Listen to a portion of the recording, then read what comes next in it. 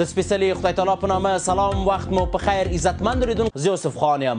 د جاپان په پلازمینه ټوکیو کې د افغانستان سفارت اعلان کړی چې د 2026 کال د جنورۍ له 11 وروسته به خپل ټول سیاسي، اقتصادي، کلتوري او قنسولګري فعالیتونه په موقت ډول وځنډوي. پر همدې موضوع د بحث لپاره په ژوندۍ بڼه راسره وصل دی د نړیوالو چارو کارپوه په لندن کې د کډوالو چارو وکیل ښاغلی عزیز مارد صاحب. مارد صاحب ستړی مه شئ، وخت په خیر.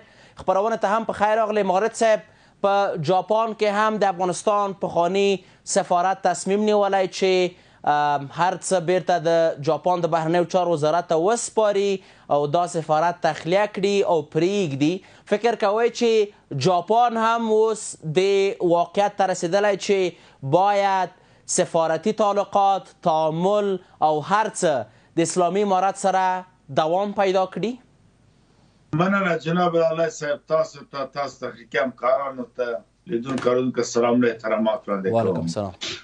دلته مخکې له دې نه چې د موضوع باندې بحث وکړو چې جاپان څه غواړي، یو د شک او تردید به چاته پیدا نه شي. د اصول د ډیپلوماټیک پر بنیاد باندې خصوصا د کنوانسیون چې په ویانا او شیکاګو کې جوړ شوي په شپږمو کالو کې چې اصول مدون کړي جوړ کړي او اساسات خدمات ډیپلوماټیک هم د دوی په احکام لاندې مرکزی په ګډون د پروتوکول ډیپلوماټیک یا تشریفات نو معمولا هر هیواد د امداد پر بنیاد باندې د سره په توافق سره بیا کورنۍ ډیپلوماټیک اصول جوړوي. نو په دې کې تعلیق او موقته توګه تړل د سفارت دا باعث د تیراګي د اړیکو نه کیږي. دا د دې ته په معنا نه لري چې اړیکې خراب سول یا تیرا سول یا ډیپلوماټیک راو هغه چې معمولا غوڅ کیږي یا قطع کیږي. عمدي ډول هغه په وخت کې بیا کېدای شي هغه معنا دی تیراګي د روابط لري یا سفیران له بل هیواد باسي یا بیرقونه راټیټوي. دا به بل بحث ده. اما تعلیق او موقته ډول مندا کېدای شي سطح د ډیپلوماټیک تغییر وکړي. احتمال د داسې اړیکې نور هم پراخې شي. یو دولت سقوط کوي، بل دولت راځي په موقته ډول باندې یا په منځمهاله ډول باندې یو ډیپلوماټیک پلاوي خپل کارونه ځنډوي یا خپل هیواد ته بیرته ستانه کیږي. یا مثلا په مقیم هیواد کې او جنگ او جګړه راځي، دوی سفارت غیر مقیم جوړوي یا بیرته خپل هیواد ته راځي. یو وخت یو دوره په اسلام آباد کې ډیپلوماټ وم، هلته مشکلات جوړ سول، سفارتونه سره وتړل سول. په افغانستان کې سفارت ته ور واچوي ته مشکل سره مګر اوختلو تقریبا یو نیم میاشت بیرته په کابل کې بیا بیرته لاړو خپل سفارت وظیفو ته ډېر پخوا. نو معمولا داسې کارونه سوي دي کېږي. نو اوس راغلو دې ته چې جاپان هم چون هیوادونه دا درکړی یا دې باندې پوه سوي چې اسلامي امارت یو حقیقت او دلته یو حاکمیت ده. د سیمې هیوادونه ګاونډیان خصوصا هغه هیوادونه چې خپل ګټې په تولید او صنعت او په اقتصاد او سوداګرۍ کې لکه ازبکستان په ډېر لیول د هر ورځ یو اعلامیه ورکړي، اوس یې اعلامیه ورکړي چې افغانستان په سیمه کې باید همکارۍ ته راجع کړو. جاپان هم له افغانستان سره تاریخي اړیکې لري او ډېر د افغانستان توکو ته لیول دغه تولیدي او صنعتي هیواد او بېطرفه په سیاسي مسایل کې ده. نو بنا په دې کتو سره هغه هم دا درکړی چې امارت اسلامي خوسته نو لکه نور هیوادو غوندې په غیر رسمي توګه او سلیقه‌ایي ډیپلوماټیک اړیکې غواړي له امارت سره ولري لکه نور هیوادونه چې لري. نو بنا په دې حالت کې دوی غواړي د وطن کې مارد صاحب فکر نه کوئ په ډېر بښنې سره فکر نه کوئ چې همدا مسئله په خپل ذات کې د اسلامي امارت دپاره یو شین څراغ ده په ټولو کې د رسمیت پیژندنې په لور؟ ګورئ دا بالکل رسمیت پیژندل خو تنها داسې نه چې رسمي اعلان وکړي. تقریبا 15 هیوادو سره هم دا ډیپلوماټیک اړیکې موجودې دي د افغانستان د اسلامي امارت له نور هیوادو سره. اما دا سلیقه‌ایي اړیکې دي مشکل حل کوي. یو مسئله ته باید راسو چې صحیح د وطن یو هیواد د پخواني دولت ډیپلوماټان لري کول او بیا امارت اسلامي دعوتول، دا بیا دوی هم تم مشکلات جوړیږي. بنا او زمان ورکی تاسو وتړل سول د سفارت تړي او تسلیمي مراحل اساسات خدمات ډیپلوماټیک بخشونه دي په وزارت خارجه کې راته ورکی بیا ورسته بل پلاوی راغواړي بیا هغه سره خاص یو پروتوکول یا یو تشریفاتي مراسم لري.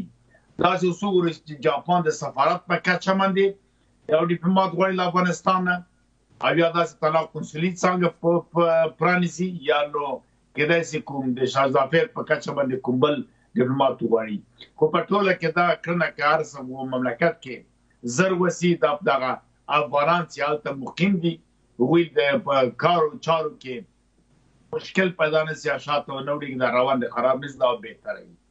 معمولا مهرباني مارد صاحب څومره د دې امکانات دي چې جاپان د اسلامي امارت په رسمیت وپېژني؟ ښکاري چې د جاپان پالیسي هم زیاترا اقتصاد محور او د نورو په چارو کې د مداخلې نه ده لکه د اسلامي امارت.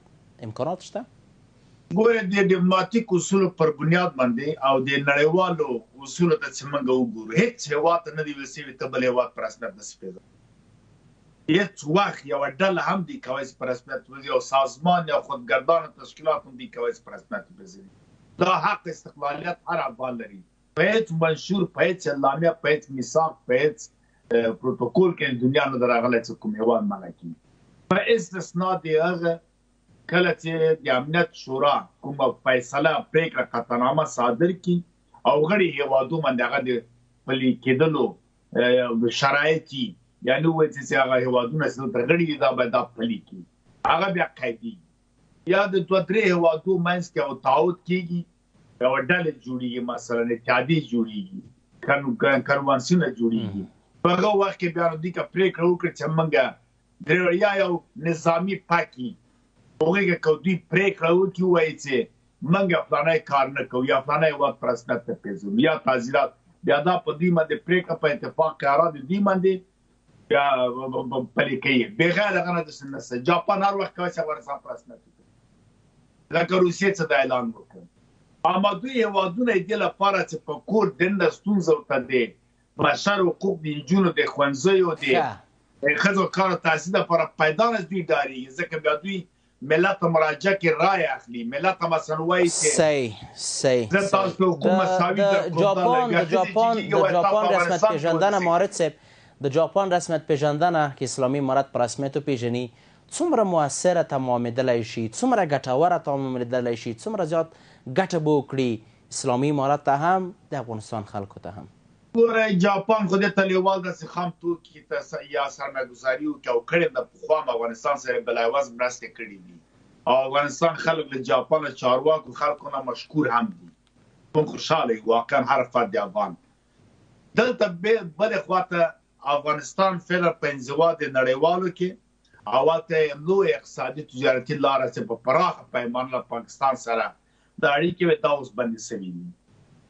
مبرم یا شد ضرورت افغانستان د خلکو د سوداګرو اقتصادي دی ته ځکه ما وخت ازبکستان یاد کړ چې ازبکستان د داسې زرغون چراغونه موږ ته رالګوي، دې نه فرصت نه باید موږ استفاده وکړو ښه مدیریت شي. عینا جاپان ده که نور نږدې هېوادونه چین ده دا دي یو بلانس سیاست چې موږ د غربي نړۍ سره هم کوم هغه نه مشکل پیدا نه کړو، د هغوی له مخالفینو سره مشکل پیدا نه کړو. کم مدیریت شي، جاپان هم اقتصادي مرسته موږ سره کولی شي، هم په بیا رغونه کې هم کومک کولی شي، هم د ځوانانو په تحصیل او په تعلیم کې هم ښه بورسیې ورکولی شي، هم قراردادونه تړونونه پانګونه په معدنو کې هم کولی شي او په صادقانه ډول یې کوي. یعنې په ټوله کې د کارخانې فابریکې راوړل او له افغانستان سره مرسته کول دا ټول د افغانستان په ګټه ده. نه یوازې ډیپلوماتیک اړیکې، اقتصادي چارو کې جاپان کولی دلته ډېر ښه سړکونه مثلا هایوې یا موټروې ورغوي، لکه چین ته که موږ اجازه ورکړو ښه له خواخانه په 2-3 میاشتو کې لوی لوی پراخ سړکونه جوړوي. په شرط چې موږ له غربي نړۍ سره هم داسې تعلق ولرو چې د هغوی ګټو ته تاوان ونه رسوو. یعنې دا هېوادونه چې راځي پانګونه کوي یا هر څه چې کوي اړیکې جوړوي مرسته کوي خپلو ګټو، داسې کړنه ترسره نه کړي لکه روسیې چې ترسره کوله چې خپله سیالي هم د موږ په خاوره کې وکړي او د خپل حریفانو بدل واخلي او هغوی راوپاري د موږ په وړاندې. دغه باید ډېره زیاته مننه. ایران سره که اړیکې جوړوو دا په دې معنا باید نه چې موږ سعودي او امریکا او نور سره ډیره زیاته مننه چې د منګ استعمال کی منګ باندې نیابتي نور استعمال نسو ډیره زیاته مننه دا څه دوه هیوادونه د خپل ګټو پر بنیاد باندې تعلق ولري ډیره زیاته مننه د مقابلو په ګټه مهارت صاحب په خپرونه کې ستاسو له ګډون څخه نړۍ منندوی یم تاسو مننه